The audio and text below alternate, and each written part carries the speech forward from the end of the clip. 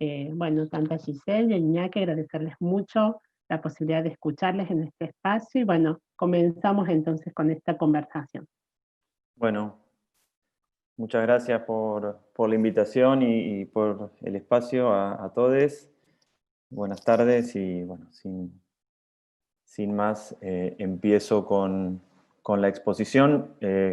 Cuento brevemente la idea que tengo es dar algunas definiciones en este tema de capacidad jurídica que siempre se da para,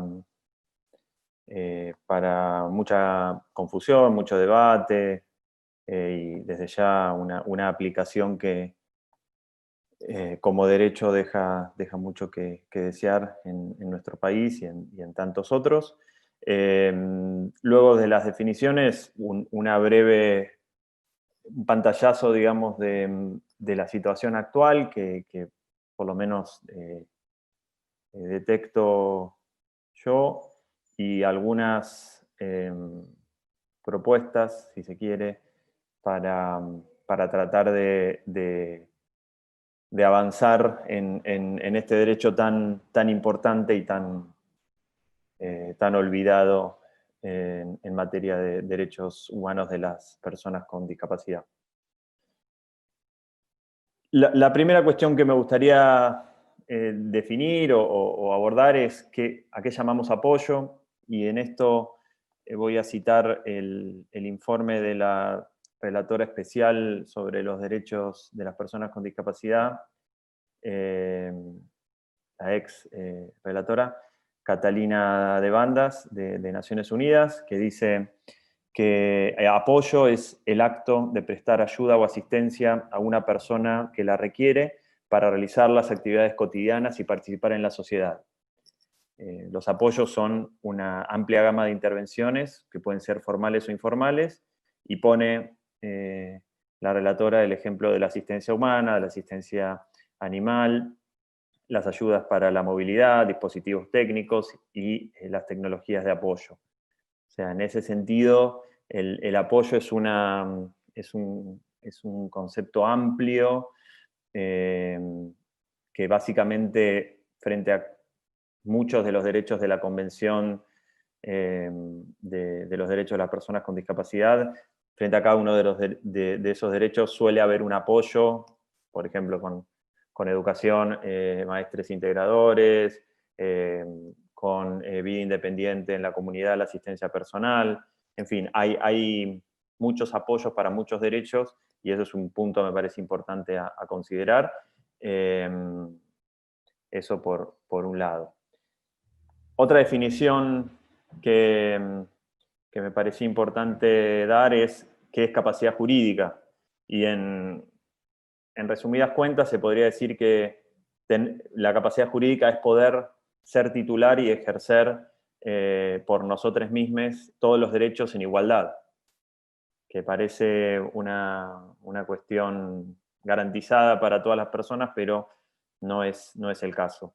No lo fue para las mujeres, no lo fue para los pueblos indígenas y, bueno, para los esclavos. Digamos, a lo largo de la historia hubo distintos colectivos humanos que tuvieron que pelear por su capacidad jurídica, y bueno, en esta instancia, en este siglo XXI, estamos en esta batalla en relación con los derechos humanos de las personas con discapacidad, particularmente discapacidad intelectual y psicosocial. La Convención de 2006 de la ONU, convención redactada en un altísimo porcentaje por el Movimiento Internacional de Personas con Discapacidad, en su artículo 12 estableció un hito, una verdadera pequeña revolución en este tema, porque garantiza ese artículo la igualdad ante la ley, la prohibición de los regímenes de sustitución de la voluntad como la curatela, y la obligación de todos los estados de proveer efectivamente apoyos y salvaguardias para las personas que lo requieran. Este artículo en particular de la Convención fue el que tuvo más reservas por muchos países, no así de Argentina, pero la verdad es que hubo una... A veces en los procesos legislativos basta ver dónde hubo más oposición o debate para darse cuenta dónde los cambios más radicales son propuestos, ¿no? Y claramente capacidad jurídica fue uno de los ejes de la Convención. La capacidad jurídica es un derecho universal, la capacidad jurídica no se evalúa ni se restringe, y van a ver, digo, la grieta que existe entre muchas de las definiciones que voy dando y la realidad que vemos en los expedientes judiciales o en ciertos imaginarios o discursos, narrativas sobre la discapacidad, ¿no? Pero bueno, lo cierto es que esta cuestión de la determinación de capacidad o de la restricción de capacidad se da, digamos, choca directamente con lo que es la definición de la capacidad jurídica, que es, como decía, algo que no se evalúa ni se restringe, y en todo caso lo que sí se determina es la intensidad de los apoyos que pueden requerir algunas personas.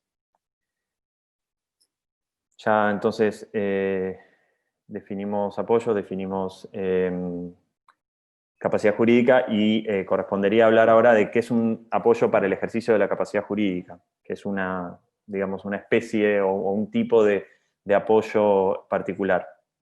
Y para eso me gustaría referirme a la definición que hace el artículo 43 del Código Civil y Comercial de la Nación de 2015. Es un artículo que fue, diría, el que más recepta los aportes de la sociedad civil, de quienes estuvimos involucrados en ese proceso de reforma.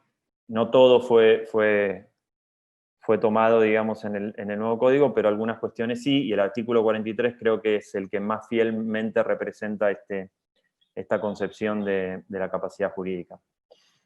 Cito a continuación lo que dice el artículo 43. Se entiende por apoyo cualquier medida que facilite a la persona que lo necesita la toma de decisiones para dirigir su persona, administrar sus bienes y celebrar actos jurídicos en general. Las medidas de apoyo tienen como función promover la autonomía, facilitar la comunicación, la comprensión y la manifestación de la voluntad de la persona para el ejercicio de sus derechos.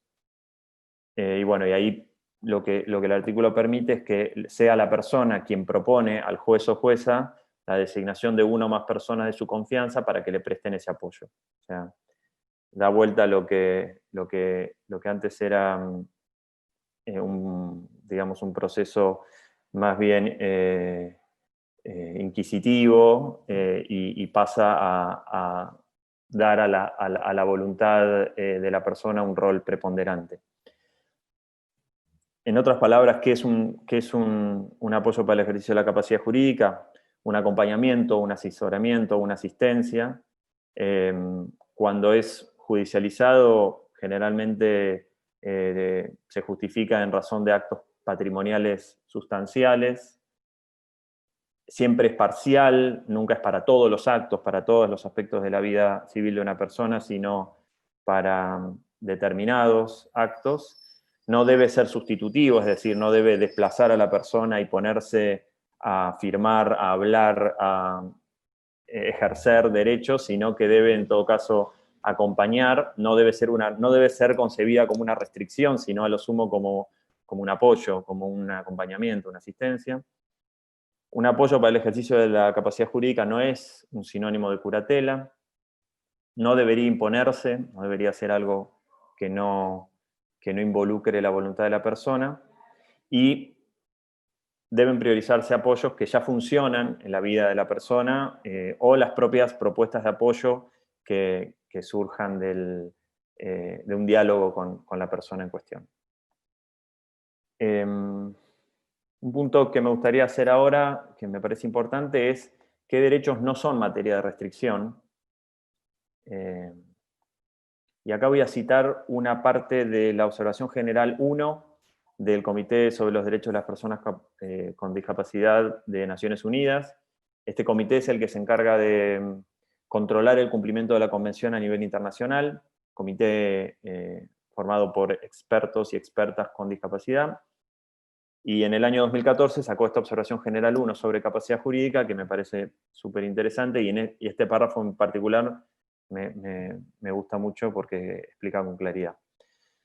Dice que el apoyo en la adopción de decisiones no debe utilizarse como justificación para limitar otros derechos fundamentales de las personas con discapacidad, especialmente, y acá enumera, el derecho al voto, el derecho a contraer matrimonio, a fundar una familia, derechos reproductivos, patria potestad, consentimiento para relaciones íntimas, tratamiento médico y derecho a la libertad.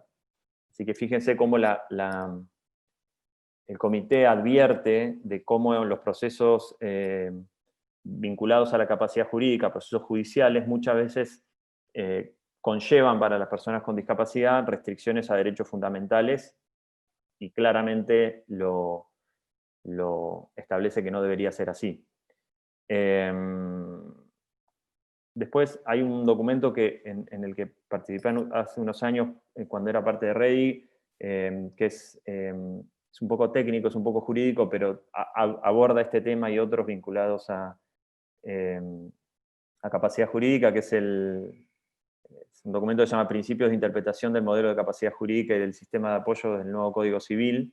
Y justamente, por ejemplo, ahí hacíamos en ese documento una enumeración de cuáles derechos no debían ser restringidos en estos procesos. Por ejemplo, el derecho a votar, que ha sido incluso motivo de campañas, como la campaña por el derecho al voto hace varios años.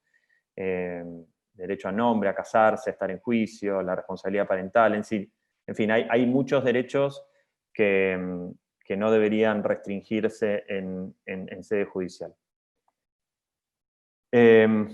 Después, una definición que me parece importante es que es una salvaguardia. Básicamente son medidas preventivas y reparadoras ante conflictos de intereses, aprovechamientos, abusos que pueden llegar a ocurrir por parte de personas de apoyo hacia las personas asistidas. Básicamente lo que propone esta definición, que incluye el artículo 12, es que ante cada medida vinculada a la capacidad jurídica tiene que haber una salvaguardia que controle y monitoree que esa medida formalizada se cumpla correctamente y que no haya un aprovechamiento, por ejemplo, una persona que se aproveche patrimonialmente de otra, o que haya digamos, un ejercicio de poder que vulnere su voluntad, etc. Así que esa es otra definición que me parece relevante. Y acá, digamos, punto y aparte, quería traer a colación una frase de Jerome Bickenbach, del año 2000, que me gusta mucho, que es la siguiente. Dice: las políticas de discapacidad han respondido más a las necesidades e ideologías de los proveedores de servicios y de los burócratas que a las propias personas con discapacidad. Esta persona, que lo dijo en otro tiempo y en otro contexto, creo que representa lo que muchos pensamos en este tema y en tantos otros vinculados con derechos de las personas con discapacidad, cuando lo que hay es más un diálogo entre agentes, entre operadores, entre funcionarios, entre especialistas, sobre espacios de poder, bueno, se hablaba recién de desmanicomelización, sobre prestación de servicios, digamos, las prestaciones que vienen aparejadas y quién debe cubrirlas, etcétera, etcétera, y no tanto sacando el foco de las personas con discapacidad y sus derechos humanos. ¿Y cómo se vincula esta frase con este tema? Bueno, porque recuerdo cuando se estaba discutiendo el Código Civil y Comercial, siempre se ponía sobre la mesa que no iba a haber una reforma, digamos, que uno de los principales problemas en materia de una reforma sustancial sobre capacidad jurídica era las propias necesidades del tráfico comercial. En otras palabras, lo que algunos autores definen como el capitalismo patrimonial, es decir, la herencia, cómo las incapacitaciones judiciales se constituyen en una especie de amenaza contra personas con discapacidad, pero también personas mayores, a fin digamos, de evitar que las personas tomen determinadas decisiones en determinados momentos de su vida. Eso por un lado a nivel más, si se quiere, familiar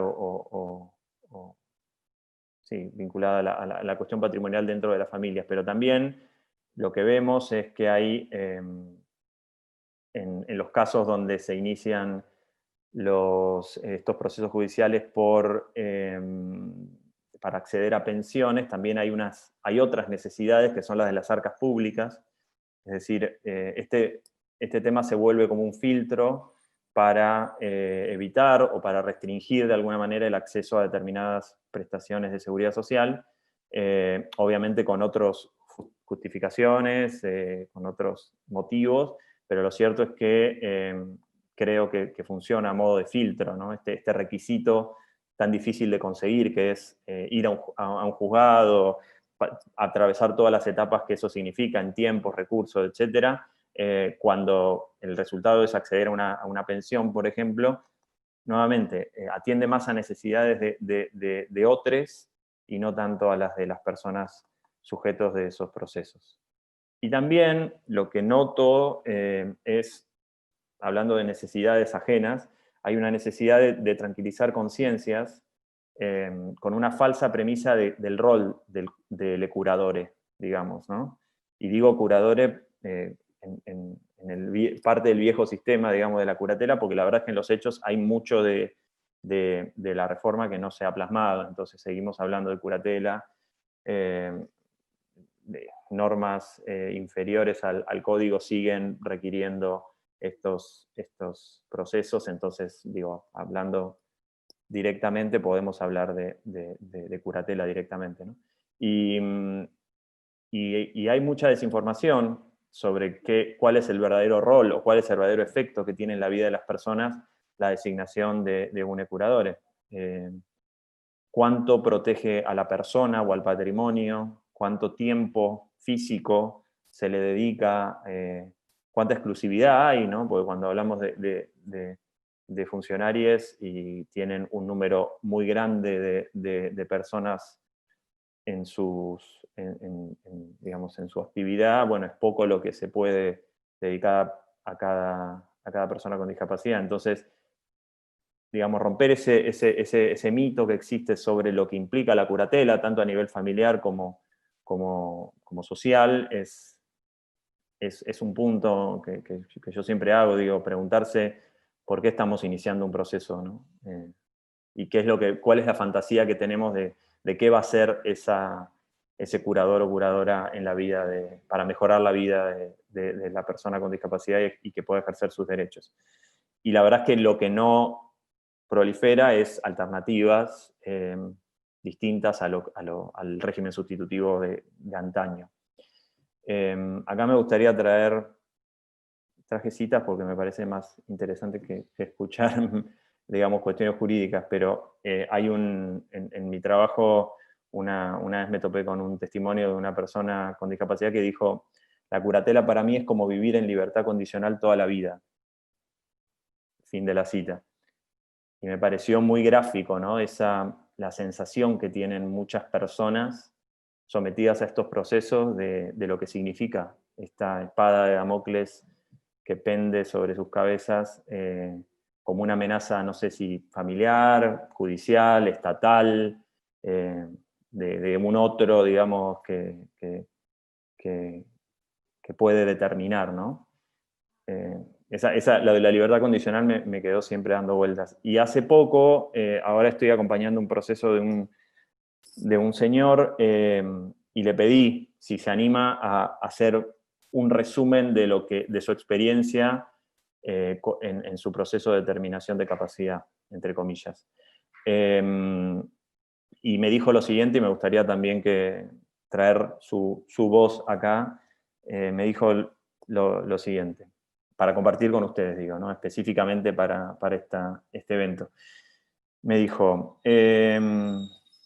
la curadora que me habían asignado se había aprovechado de sus curados, quitándoles el dinero de sus peculios, pasando cuentas y gastos que nunca se hicieron. Me sentí humillado. Hace 4 años que lucho por recuperar mi capacidad jurídica y después de que cambiaron 4 jueces subrogantes, se instaló uno que no quiere devolverme esta capacidad. Lucho y seguiré luchando. Los plazos procesales no se estaban cumpliendo. Estoy en Buenos Aires, donde no es el medio de la selva, pero todavía se trata a los enfermos psiquiátricos como se trataba antiguamente, con castigos, con represiones, con desprecios, con humillaciones. La jueza no es muy humana, no es muy sensible al sufrimiento del prójimo, es más bien dura, más bien exigente, porque cuando le dije mi edad, me dice, yo tengo su misma edad, le dice la jueza, ¿no? Lo que me hubiera gustado decirle es que no es lo mismo yo, que tengo que hacer changas de electricidad, treparme, que usted, que bueno, se sienta en un escritorio, pero bueno, así están las cosas. Fin de la cita. Esta es una transcripción que hice del relato que me hizo este señor sobre lo que vive hoy día, en 2020, sometido a un proceso de estas características. Digamos, ¿qué me sale al leer el relato de este señor? Bueno, por lo pronto un carácter punitivo, un carácter inquisitorio, como hablábamos antes de la intervención judicial. Les aseguro que este señor se conoce los estrados judiciales de la Curaduría Oficial, de la Asesoría de Menores Incapaces, incluso de la Fiscalía. Se conoce a la perfección todo ese sistema en el cual gira y peregrina habitualmente, incluso mejor que quienes ejercemos la profesión, y está en esa situación, ¿no? Y es muy difícil que salga de la misma, o sea, ayudar en esta rueda en la que anda. Y después, otra cosa que me surge al leer esto es que no existe una concepción sobre alternativas, como por ejemplo la propuesta de apoyos autónomos que se pensaron al momento de redactar el artículo 43, es decir, que sea la propia persona la que lleve la voz cantante, digamos, ¿no? La voz activa y diga, necesito o no necesito, qué necesito y cómo, ¿no? O sea, generalmente está el molde que se viene aplicando, más allá de lo que digan las leyes y la convención, y bueno, y eso es todo. ¿Qué es lo que noto en situación actual? Un poco lo venimos hablando. Básicamente está la coexistencia de 2 modelos. Un modelo antiguo donde las personas con discapacidad son objetos de un régimen de restricción de derechos involuntario, que correspondería ir limitando en tanto todo régimen de carácter más bien punitivo. Y por otro lado tenemos otro modelo que ya habla de un sujeto, que habla de un sistema de ejercicio de derechos, que va hacia la voluntariedad y que obviamente ese sistema lo queremos ampliar lo más posible, no restringir, porque no es punitivo. Entonces, fíjense cómo hay una coexistencia de 2 modelos que son contradictorios y cómo esa transición en la que estamos, mucho más lenta de lo que querríamos, tiene como una contradicción subyacente. Desde ya que lo que se nota es una poca predisposición a tornar operativa la convención por sí misma, porque hay cuestiones a saldar, digamos. ¿Por qué? Porque incluso en el propio Código Civil y Comercial de la Nación tenemos normas contradictorias. O sea, yo cité el artículo 43, pero tenemos el artículo 24 que habla de la incapacidad de ejercicio, o el artículo 101 que habla de la representación que ejercen los apoyos. O bueno, el propio artículo 32 que utiliza criterios basados en la condición y en los resultados, que eso son 2 categorías de asociación entre un diagnóstico y una privación de capacidad jurídica que están prohibidas por esta observación general 1 que les contaba. Entonces, fíjense cómo tenemos dentro del propio Código Civil y Comercial contradicciones. Y también tenemos normas como los códigos procesales que no fueron adecuadas. Entonces, se quedó ahí, hasta ahí llegó, digamos, el amor de la reforma y no se pudo avanzar más. Después vemos un fraude de etiquetas, es decir, que acá le cito una impresión de una trabajadora social que fue entrevistada para un informe a publicarse, que dice qué significaba la reforma, y ella responde: un cambio de nombre, de palabras, es lo mismo. ¿Qué es un sistema de apoyo? Termina siendo el curador oficial, lo mismo. Y con esta crudeza, digamos, esta trabajadora social nos mostraba este fraude de etiquetas. O sea, lo que pasa en muchas sentencias y en muchas prácticas es que se pasó de llamar, digamos, a la misma persona, el mismo rol, las mismas restricciones, etcétera, pasó de llamarse curador a pasar a llamarse apoyo. Y eso, bueno, el fraude de etiquetas no es lo que se apunta con una reforma de este tipo. Después tenemos una aplicación conjunta de sistemas contradictorios, o sea, en una misma sentencia capaz podés tener digamos, apoyos y curatela, digamos, todo en un mismo combo. Escaso respeto del derecho de defensa y debido proceso, eso es una constante también. Les pongo un ejemplo. Una vez llegó una consulta de una familia que acompañaba a una persona con discapacidad y se estaba enfrentando a una ejecución por las costas del juicio. O sea, la capacidad jurídica, los juicios de este tipo tienen costos y esto a veces no es informado cuando se empieza a hacer girar la rueda judicial. Y esta familia estaba muy preocupada porque, si no mal recuerdo, eran los honorarios del abogado que estaban intimándolos. Y bueno, todas estas cuestiones que vienen aparejadas están ocurriendo hoy. También son procesos que pueden durar años, o sea, todo lo que eso sí impacta, digamos, en la persona, ¿no?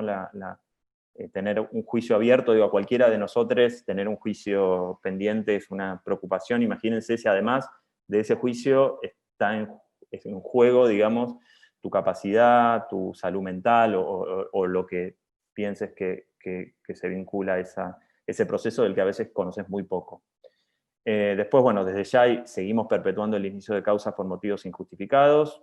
Todavía está vigente el decreto 432 del 97 de pensiones. ANSES tiene todavía normas que hacen que lleguen muchísimos casos innecesarios a la justicia. Les pongo, en este mismo informe que les contaba, hay una cita de un juez que dice lo siguiente: normalmente, les digo un porcentaje, más del 90, del 95% de los trámites son iniciados o para poder gestionar y cobrar una jubilación o pensión. O sea, esa es la palabra de un magistrado, el porcentaje altísimo que tenemos de judicialización en materia de capacidad jurídica solamente para cuestiones, ni más ni menos, ¿no? Alimentarias como las pensiones. O sea, eso, abordando ese tema podríamos abordar mucho de lo que es la judicialización de capacidad jurídica. Por ejemplo, acá otra cita es de una defensora pública que dice: les piden que inicien un proceso de curatela porque alguien tiene que llenar un cuadradito que dice curatela y ahí se inicia todo.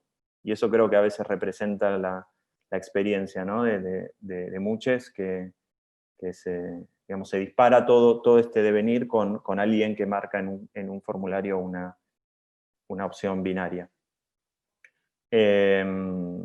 Bueno, en las sentencias, a mi criterio, existe poca fundamentación jurídica y del lado, digamos, de sociedad civil no se ha logrado, digamos, establecer el litigio estratégico o movilización social o mediática que ponga este tema más en relevancia o ponderando su gravedad. La revisión de sentencias es una de oficio, por lo menos, es una práctica que no está, no se ve, y por lo general, digo, no quisiera generalizar, pero no es algo muy habitual. Y después la cuestión que siempre me hace ruido es si estamos realmente convencidos de que los curadores son para las personas en situación de coma, porque el artículo 32 del Código Civil en su parte final, dice que la curatela solo quedaría para las personas en situación de coma. Entonces, la pregunta que me gustaría hacerles es, ¿realmente creen que esto está pasando? Toda la estructura, por ejemplo, en las jurisdicciones donde hay curadurías públicas, ¿están cambiando el nombre y la práctica para pasar a ser apoyos o siguen siendo curadores y curadoras? Entonces, ahí hay digamos, creo que hay que reconocer el gran faltante que hay en materia de avance de la reforma. Y también una pregunta así como más honesta y no hipócrita sería si estamos realmente convencidos del cambio de paradigma. Si actores universitarios, doctrinarios, abogados, familiares, funcionarios, realmente podemos estar de acuerdo en que lo que vengo diciendo de la capacidad jurídica, la definición de la convención, del comité, incluso alguna de las partes del Código Civil, ¿creemos realmente en eso o vamos a hacer todo lo contrario de una u otra manera, en forma más visible o en forma más invisible?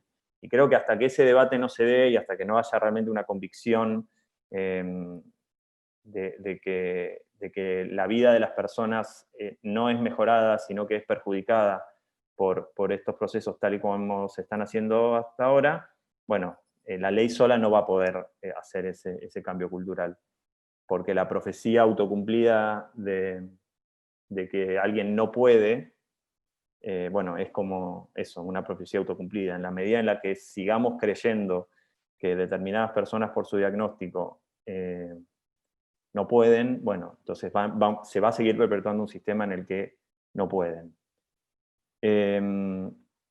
Para pasar a la parte más de propuestas, ¿qué es lo que me parecería que habría que seguir trabajando? Bueno, lo que hacen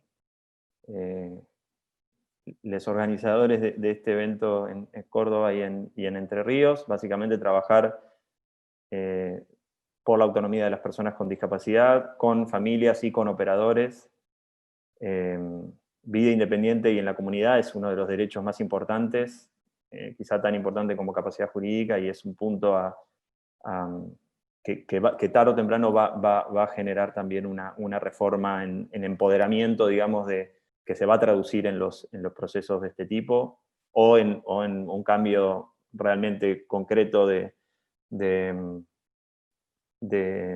digamos, un cambio que se fuerce, ¿no? que se promueva y que se consiga, de que no pueden seguirse perpetuando esto que vemos, ¿no?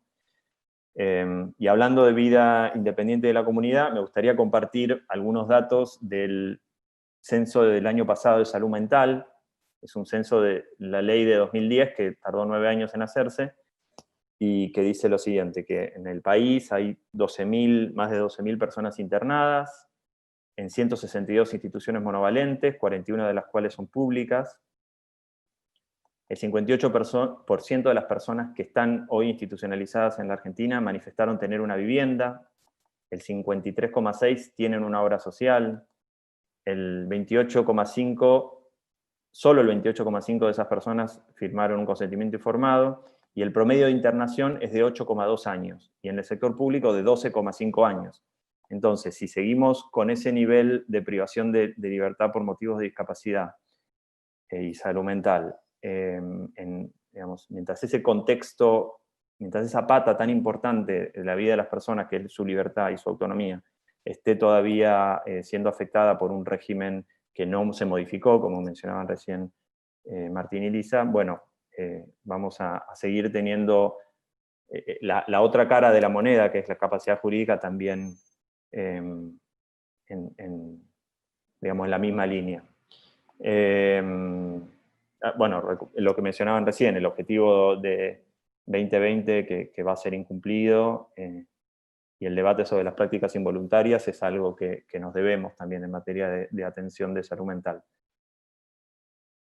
Pero decíamos, ¿qué propuestas? Bueno, creo que habría que explorar lo voluntario, con sentencias innovadoras, o sea, o con litigio innovador, pensar en el artículo 43 como una herramienta de propuestas de apoyo en los casos donde las personas estén requiriéndolas, sin la evaluación del artículo 32, o sea, sin un etiquetado diagnóstico, sino que la justicia funcione como una homologación o como un refrendar lo que la persona quiere y lo garantice, y esté ahí para cuando haya algún problema, pero que no recaiga, digamos, en el Poder Judicial una determinación de una medida restrictiva y punitiva. O sea, esa cuestión de la voluntariedad creo que todavía no hemos logrado explorarla en la justicia. También explorar lo administrativo, ¿no? Pensar en figuras como el apoyo para la vida independiente, que no pase por lo judicial, que a nivel municipal, provincial y nacional se empiecen a hablar de los apoyos administrativos, que eso requiere una inversión que hoy no existe, de fondos, de profesionales, etc. También explorar lo universal, o sea, pensar en los apoyos sanitarios para todos en el sistema de salud, no solamente para personas con discapacidad. O sea, cómo el consentimiento informado bien entendido en materia sanitaria también requiere la provisión en algunos casos de apoyos sanitarios, que pueden ser personas que acompañan a la persona, pero también pueden ser que la persona no tiene a nadie y el sistema de salud debería brindar a alguien ajeno al equipo tratante que cumpla ese rol sin tener que ir a la justicia o sin tener que preguntarle a la persona qué regulación tenés en un juzgado, o sea, simplemente explorar lo universal, explorar la accesibilidad y pensar en los apoyos como una herramienta más, no solo, como decía, para personas con discapacidad, sino para todos, para personas que lo requieran, para personas mayores, para quien sea. Después creo que nos debemos una reforma integral normativa en materia de seguridad social, de procedimiento. Bueno, ahora se está hablando de la cuestión de salud sexual y reproductiva también, el Código Penal, o sea, que no se quede solamente en la Convención, sino también en otras normas que sean modificadas en consonancia, porque si no siguen siendo aplicadas aisladamente y en un sentido contrario. También creo que falta trabajar mucho en el Poder Judicial sobre los ajustes de procedimiento y de accesibilidad. El artículo 13 de la Convención nos brinda a los juzgados la amplia libertad de poder innovar en materia de juicios civiles, y también en materia penal es un tema importante, y la verdad es que hay, a mi criterio, o por lo menos lo que yo vi, poco avance, digamos, en las cuestiones de los ajustes de procedimiento. Creo que tenemos que tener litigio estratégico con apoyo en movilización y en medios como para que sea efectivo. Una capacitación obligatoria en discapacidad, una ley Micaela de la discapacidad es urgente también y necesaria para que no se sigan, digamos, difundiendo las mismas ideas en materia de discapacidad de un paradigma pasado y abandonado e ilegal en algún punto. Y creo que en algún lado este cambio tiene que empezar y yo tengo confianza en otras provincias distintas a Lamba, si se quiere, porque creo que hay condiciones que están dadas desde cierta apertura que he visto en algunas jurisdicciones y creo que en algún lado tiene que haber una prueba piloto que le muestre al país que es posible, que esto que estamos hablando no es digamos, no es un invento, que es posible, que tiene efectos, que tiene evidencia científica, digo, que atrás, que mejora la calidad, que promueve mejores niveles de ejercicio de autonomía y de derechos. Creo que eso es un poco la tarea que tenemos pendiente en este contexto. Y voy a parar porque ya estamos en el tiempo cumplido.